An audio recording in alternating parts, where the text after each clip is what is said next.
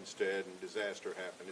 You changed anything or discussed what you can do to not let that happen again? Yeah, at the end of the day, that was my fault. I mean, I called a run play there. They had 8 humans in the box. We're bringing, they pretty much had 9 humans in the box, bringing cover 0.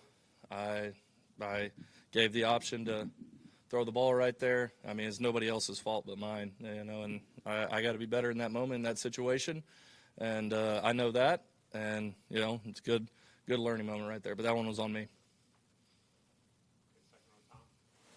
Yeah, Ben, I know you kind of overlapped with Kalen and Brian Grubb that when you guys were both in Washington that first year there. Just, I guess, what's your relationship, if any, with those guys, and what's it going to be like being on the same or opposite sidelines as them again? Yeah. Coach DeBoer and Coach Grubb, I think I've shaken their hand once. I don't really have much of a personal relationship with them or anything like that. I respect the crap out of them. I think if you look at their resume, their coaching career, what they've been able to do and winning at a high level for a long time, I think that's really impressive. And that sustained success over time is the mark of an unbelievable coach, which both of them are. But I don't know them, any which way. But I have a lot of respect for them, what they do. I was able to coach against them in the Apple Cup in, 2023, and they did an incredible job that year. So they're intelligent ball coaches and put their teams in position to win a lot. So. Back to the offensive line. I know you always have a lot you want to accomplish with the bye week, but the first bye week seemed like it was as much about health and just getting everybody ramped back up. How different or not was this bye week when you've got some younger pieces that you're trying to build that chemistry and kind of keep pushing that momentum forward from a really good showing in Knoxville? Yeah, you just have to demand a lot at practice. Again, like I said, the bye week, it's really easy for it to go one of two ways. It can go one way where the kids are like, oh, man, it's the bye week. I'm going to, get through it, enjoy my vacation, and come back ready to work after that. Or it can go the other way where it's, hey, we're attacking everything we do today. And I think the culture in our locker room and our building and from our head football coach, it almost forces that number 2, which is the best. And it's no different with Coach Biedenbow in that offensive line. I thought we were able to do a lot of really good things to build off of what we've been able to do really the last month in that room. But at the same time, those are still some young kids in there. So being able to get them reps at things that they need to see from the past or, trying to predict the future of what they might see, just being able to get them looks at that stuff to keep on building experience was huge. But like I said, those kids really came and attacked the work and got after it. So I'm proud of them and just excited to go play another ball game. Yeah, Ben, very niche question, but on game days you always have a red and blue pen hanging from your chain. What's the story behind that? Why do you do that? How did it start? Yeah, I didn't know it was really going to be like a thing, but people have asked me about that a lot. I don't know. The red pin, I cross off a play. Don't run that play again. Whether it's maybe a one hitter, like, oh well, it hit. There's no way they'll fall for that again, or that was stupid. Like, don't run that. And then the blue pin, circle it. Okay, hey, maybe come back to this one. Or my blue pen, I write notes. Hey, maybe this isn't in the game plan, but what they've been showing us. Hey, let's get to this right here. And I put it on my necklace because I don't want to be digging around in my pockets the whole time. I can just grab and go. But I guess it kind of turned into a thing where I'm the red pin, blue pin guy. So. Did you get that from anyone else, or is that something you just started on your own? Nah, I just started doing it on my own. I mean, the red pin, blue pin came from my mentor, why he does what he does on his game sheets. But putting it on my necklace, yeah, convenience.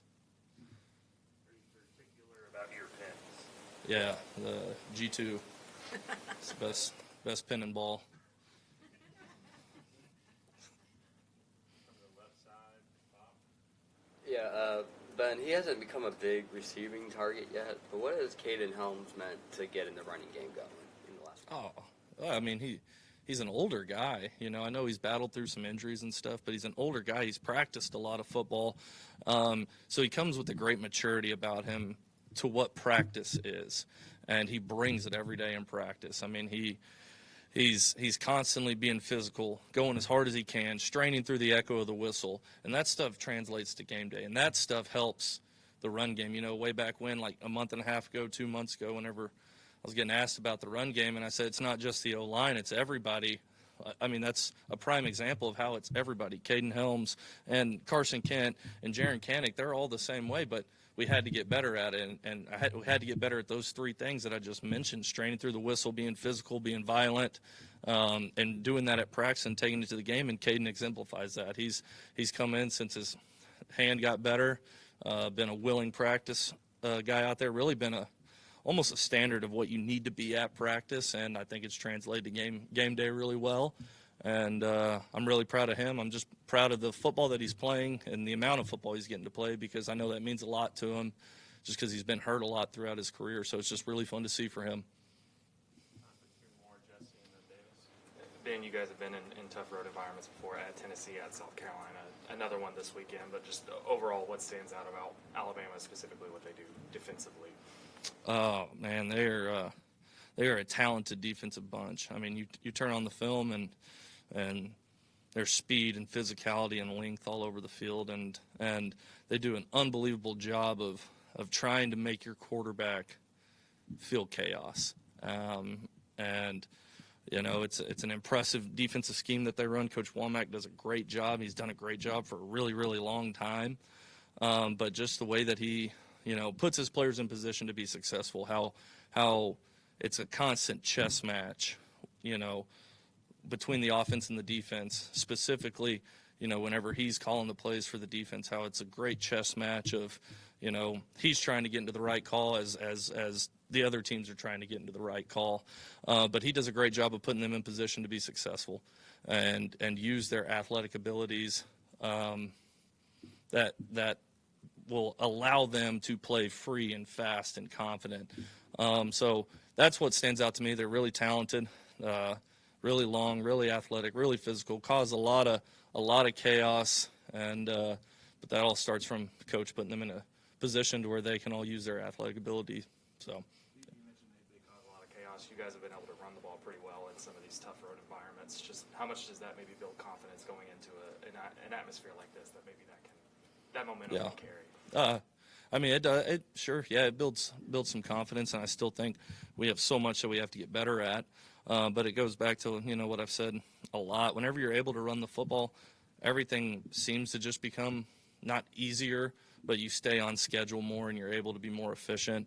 But you know, it still ain't good enough. We got to get better. We have to keep on demanding it from our kids, demanding the strain at practice, because it will pay off during games, and we have to keep on improving in that area, because it helps everyone out. It helps the offense out, helps the defense out, helps the special teams out. It helps everyone out. So we just got to keep on getting better at it.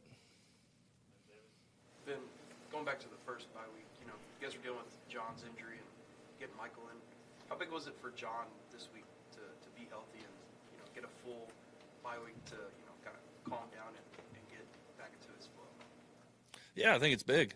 You know, that first bye week, I mean, just kind of a lot of stuff was up in the air here and there, and but I thought our kids handled that really well.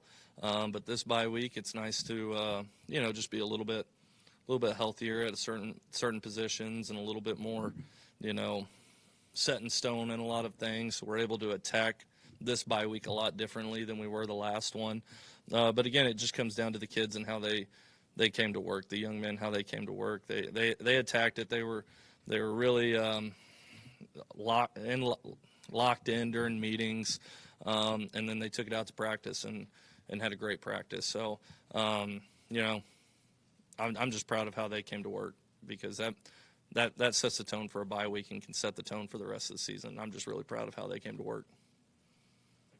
Appreciate y'all. Boomer.